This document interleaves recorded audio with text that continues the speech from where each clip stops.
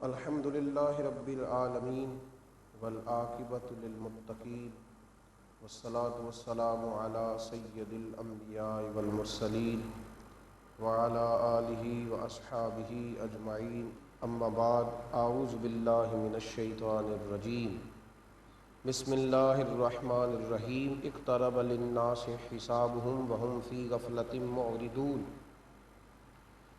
صدق مولانا العظیم و صدق رسولنا بلاغ المبین ان اللہ وملائکتہ یصلون علی النبی یا ایہا الذین آمنوا صلوا علیہ وسلموا تسلیما الصلاۃ والسلام علیک یا سیدی یا رسول اللہ وعلی آلک واصحابک یا سیدی یا حبیب اللہ الصلاۃ والسلام علیک یا سیدی یا رحمتا للعالمین وعلی آلک واصحابک یا خاتم النبیین اللہم صلی علی سیدنا و مولانا محمد معدن الجود والکرم وآلہ وصحبہ وبارک وسلم۔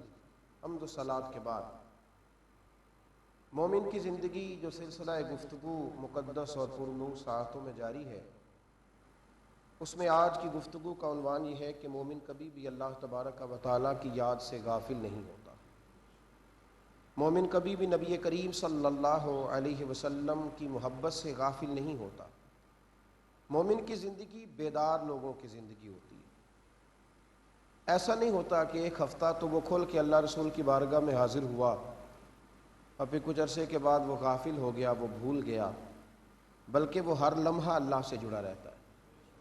وہ ہر لمحہ نبی کریم صلی اللہ علیہ وسلم کا غلام رہتا ہے۔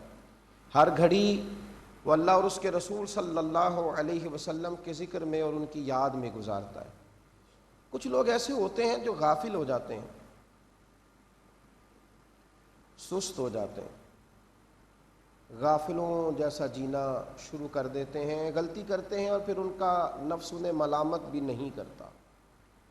وہ خطا پر خطا کرتے ہیں لیکن اس احساس سے عاری ہو جاتے ہیں کہ اب ہمیں توبہ بھی کرنی ہے، اللہ کے حضور حاضر بھی ہونا ہے، ہمیں اپنی غلطیوں کی اصلاح بھی کرنی ہے۔ وہ اس احساس سے عاری ہو جاتے ہیں۔ قرآن مجید فرقان حمید میں اللہ تبارک و تعالیٰ نے ایک عجیب قسم ارشاد فرمائی ہے اور ایک انفرادی طور پر ایک بات کو بیان فرمایا ہے۔ فرمایا فلا اقسم بالنفس اللوامہ، مجھے تمہارے ملامت کرنے والے نفس کی قسم ہو۔ تمہارا وہ نفس جو تمہیں گناہ پر ملامت کرتا ہے، جب تم غلطی کرتے ہو تو تمہیں کہتا ہے کہ تم نے غلط کیا، جب تم خطا کرتے ہو تو تمہیں بتلاتا ہے کہ تم نے اپنی جان پر ظلم کیا ہے، اپنے نفس پر بوجھ ڈالا۔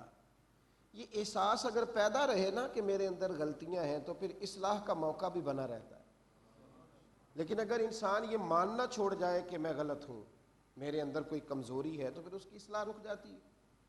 قرآن مجید نے سورۃ الانبیاء میں ارشاد فرمایا کہ اقترب للناس حسابهم، فرمایا لوگوں کے حساب کا وقت قریب آ گیا ہے، ٹائم آ گیا ہے حساب دینے کا۔ وَهُمْ فِي غَفْلَةٍ مُعْرِضُونَ، اور وہ ابھی بھی غفلت میں منہ پھیرے ہوئے ہیں۔ وقت تو حساب کا آ گیا ہے، کالے بال تو سفید ہو گئے، جوانی تو بڑھاپے میں آ گئی، تندرستی تو بیماری میں آ گئی، بہت خوبصورت رنگ تو اب واپس پلٹنے لگے، اور جن کی کمر جن کی بڑی کھڑی تھی اب ان کی کمر جھکنے لگی۔ وقت تو اب حساب کا آ گیا، لیکن لوگ ابھی بھی غافل ہیں، ابھی بھی انہی باتوں میں انہی جگہوں پہ لوگ کھوئے ہوئے ہیں۔ میرے نبی کریم سید عالم نور مجسم صلی اللہ تعالی علیہ وآلہ وسلم نے بار بار سمجھایا اور حضور نے بتلایا۔ صحیح بخاری صحیح مسلم میں لفظ ہے، حضور نے فرمایا جب تم ایک گناہ کرتے ہو تو تمہارے دل پر ایک سیاہ نقطہ لگ جاتا ہے، اگر تم توبہ نہ کرو تو دوسرا نقطہ لگ جاتا ہے، اور اگر پھر توبہ نہ کرو تو نقطہ تیسرا بھی لگ جاتا ہے۔ اگر تو اس کے دوران تم اس غفلت سے بیدار ہو جاؤ اور تم اپنے اللہ کی بارگاہ میں چلے جاؤ اور توبہ کا غسل کر کے اپنے آپ کو پاک کر لو، تمہارے وہ نقطے سارے ختم کر دیے جائیں گے۔ لیکن اگر تم نے توبہ نہ کی تو وہ نقطے اتنے بڑھیں گے کہ تمہارا دل کالا سیاہ ہو جائے گا، پھر نصیحت اثر نہیں کرے گی، پھر کئی لوگوں کے جنازے تم پر اثر نہیں کریں گے، پھر تمہارے سامنے پڑی ہوئی میتیں تمہارے دل کو نرم نہیں کریں گی، پھر تمہیں پتہ ہوگا کہ بہت سارے لوگ مال چھوڑ کے چلے گئے، ان کے کسی کام نہ آیا، پر یہ باتیں تمہارے لیے باتیں اور کیلو کال رہ جائے گا۔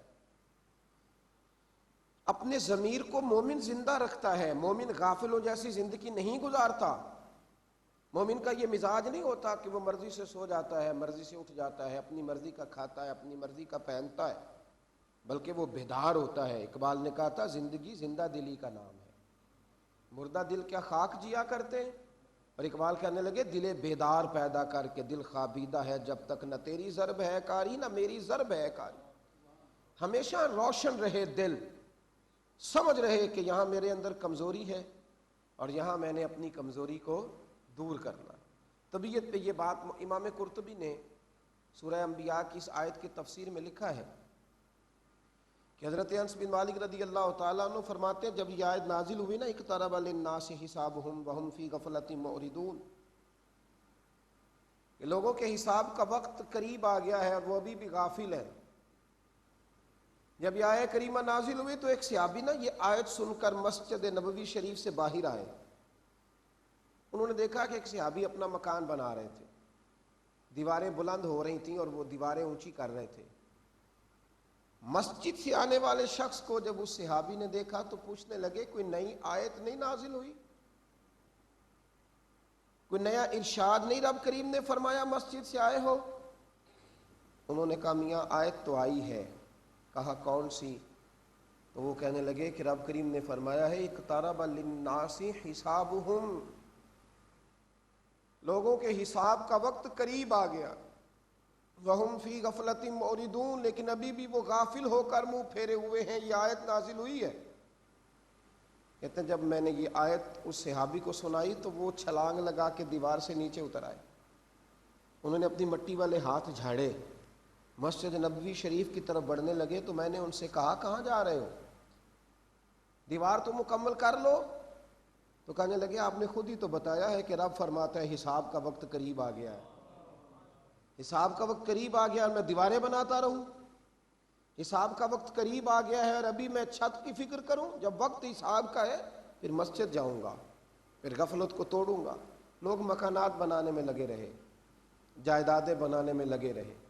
بہت سارے لوگ ایسے تھے جنہوں نے بلڈنگوں کے نقشے بنائے پر ان کی قبریں تیار ہو چکی تھیں۔ بہت سارے لوگ ایسے تھے جنہوں نے ابھی کپڑے خریدے ہوئے تھے، درزی کو دینا تھے، وہ سلائی ہونا تھے، لیکن کفن پہلے سے تیار ہو کے آ گیا۔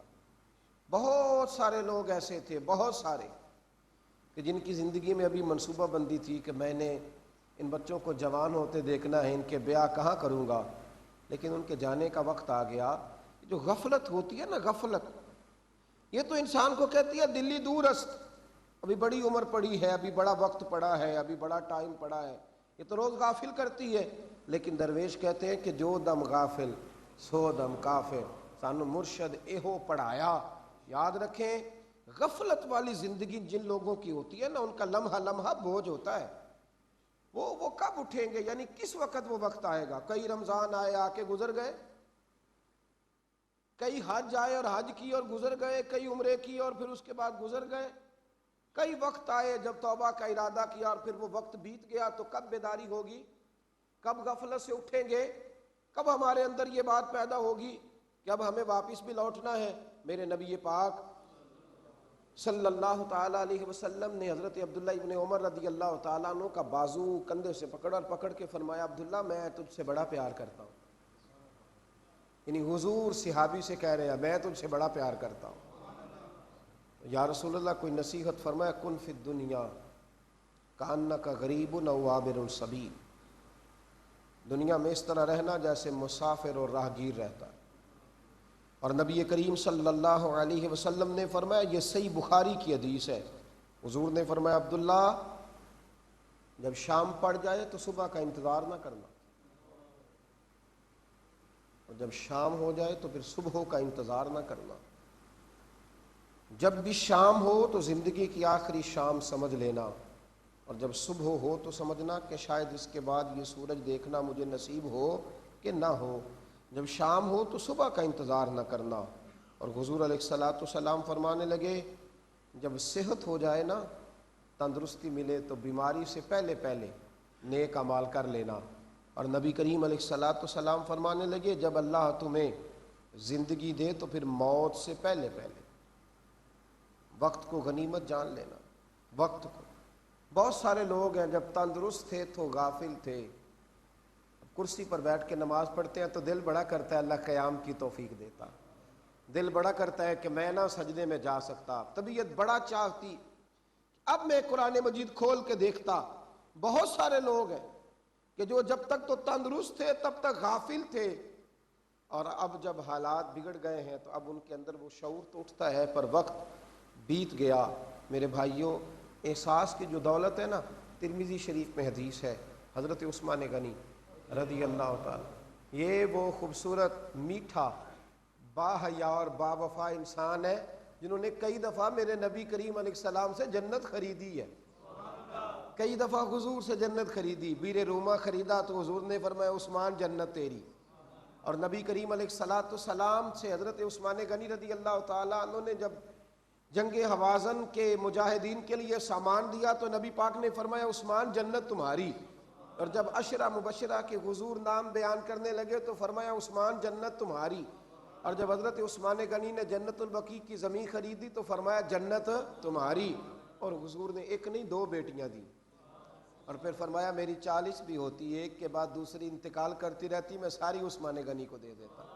اور یہ وہ عظیم آدمی ہے کہ نبی پاک نے فرمایا اس سے تو فرشتے بھی حیا کرتے ہیں، اتنے بڑے آدمی ہیں۔ کئی دفعہ حضور نے اپنی زبان فیض ترجمان سے جنتی کہا، لیکن جب کسی قبر پہ کھڑے ہوتے تھے تو رو پڑتے تھے، اتنا روتے تھے کہ آنسوؤں سے داڑھی تر ہو جاتی تھی۔ غافل نہیں تھے نا، یہاں کس کو رونا آتا ہے؟ قبر پہ کھڑے ہو داڑھی تر ہو جاتی۔ تو غلام عرض کرتے حضور نبی پاک علیہ السلام نے تو آپ کو کئی دفعے جنت کی بشارت دی ہے، اتنا کیوں روتے ہیں؟ حضرت عثمان غنی رو کے فرماتے جس محبوب کریم نے مجھے جنتی فرمایا ہے نا، اسی حبیب نے فرمایا کہ قبر آخرت کی منزلوں میں سے پہلی منزل ہے، جو یہاں سے بچ گیا وہ آگے بھی بچ گیا، اور جو یہاں الجھ گیا وہ آگے بھی الجھ گیا۔ تو میں جب قبر دیکھتا ہوں تو مجھے اپنی قبر یاد آتی ہے، اس کی پہلی رات یاد آتی ہے، اس میں داخل ہونا یاد آتا ہے، حساب دینا یاد آتا ہے۔ غافل نہیں تھے نا تو احساس تھا، وہ توجہ تھی، وہ اندر تڑپ تھی۔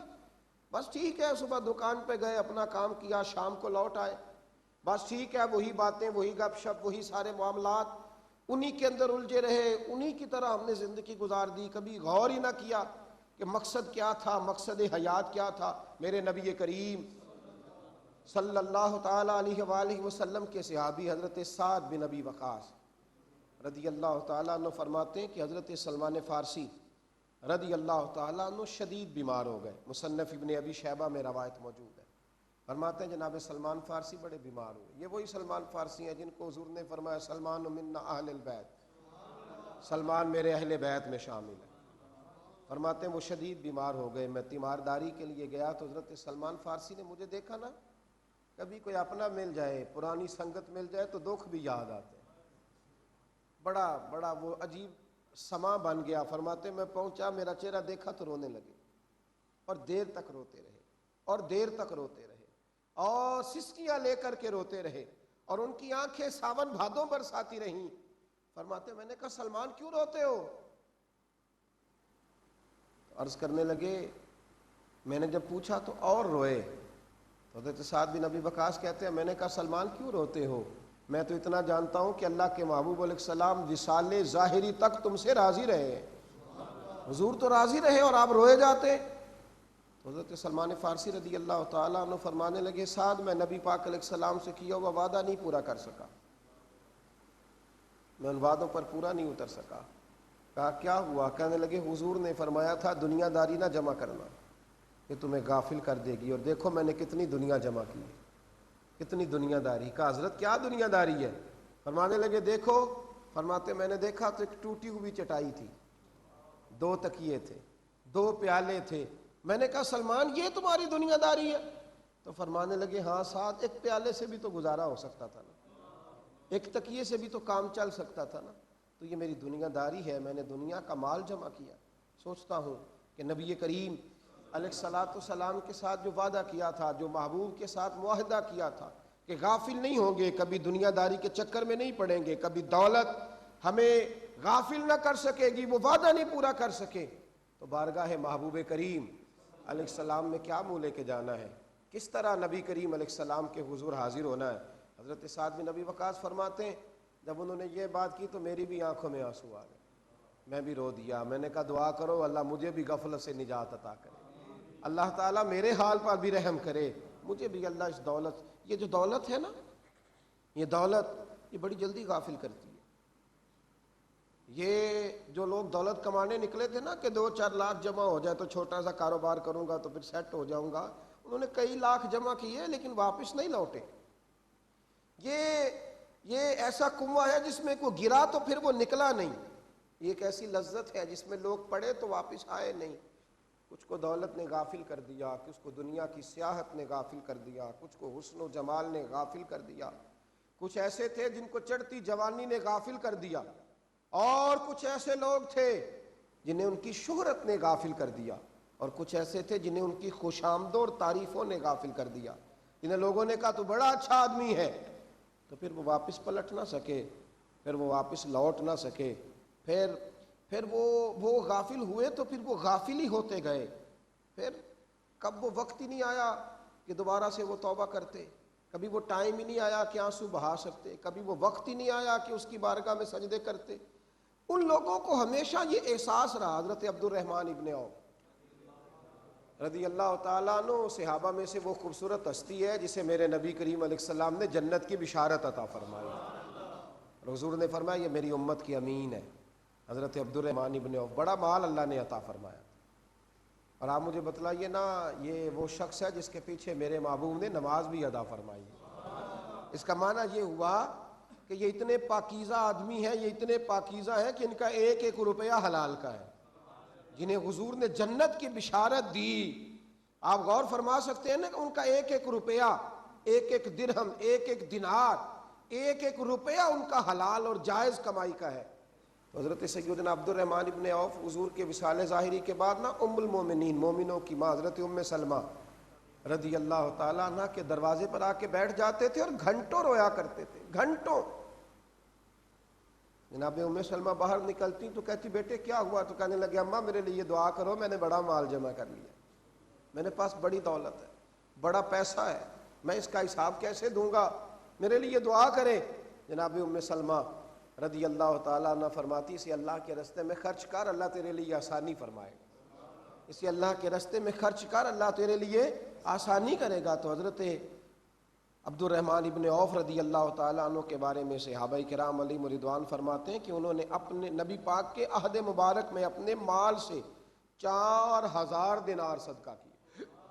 حضور کے عہد مبارک میں انہوں نے 40,000 دینار صدقہ کیے, 500 گھوڑے صدقہ کیے, اور نبی کریم علیہ الصلاۃ والسلام کے حیات ظاہری میں بے شمار صدقات کیے, حضور کی بارگاہ میں نذرانے پیش کیے. اور سرکار کے بعد انہوں نے وصیت کی کہ شہدائے بدر میں سے جو صحابہ باقی ہیں ان میں سے ایک ایک کو 400 دینار میرے مال سے دیا جائے. اتنا کچھ کرنے کے باوجود بھی ام المومنین کی بارگاہ میں حاضر ہو کے کہتے میرے لیے دعا کریں, رب کریم مجھ پر فضل فرما دے, اللہ میرے لیے آسانی کر دے, اللہ میرے اوپر کرم نوازی فرما دے. تو میرے بھائی جب اتنے بڑے لوگ غافل نہیں تھے, ہمیں واپس لوٹنا چاہیے. پلٹ کرنا ساری زندگی ضروری تو نہیں کہ ہم سامنے والے کو ہی صحیح کرتے رہیں. زندگی میں وہ لوگ بڑی جلدی ٹھیک ہوتے ہیں جو دوسروں کو نصیحت کرنے کی بجائے اپنے نفس کو واز کہتے ہیں, اپنے آپ کو نصیحت کرتے ہیں. برے بندے نو لبن ٹریا تے جگ تے ملیا نہ کوئی, اپنے اندر چاتی پائی تے میتھوں برا نہ کوئی. اللہ سمجھنے کی توفیق عطا فرمائے. آخر دعوانا الحمدللہ.